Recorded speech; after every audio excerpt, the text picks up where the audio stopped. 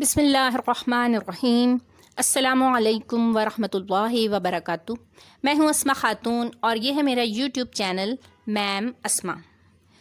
Viewers, जैसे कि आप जानते हैं कि हम इक़रा कायदा कोर्स कर रहे हैं और इसकी बहुत सी क्लासेस मेरे दूसरे चैनल अस्मा ख़ातून आसिया पर मौजूद हैं और अब हम इस चैनल पर आगे इसको पढ़ रहे हैं।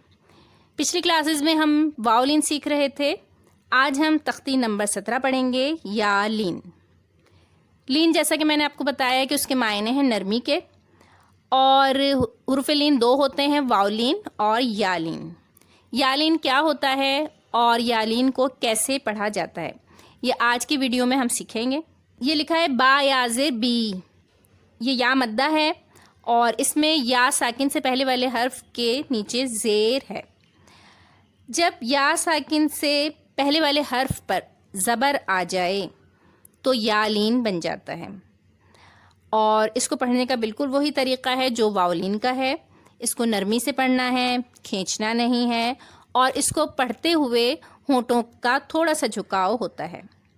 बा या ज़बर बई, बई। ता या ज़बर तई, तई।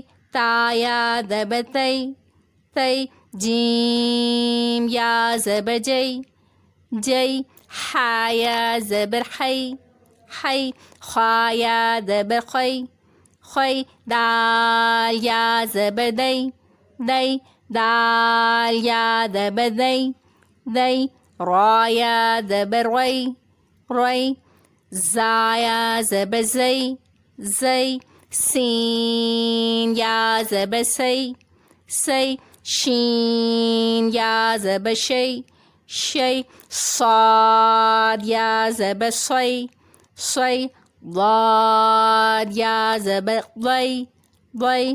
ता या ज़बर तई, तई।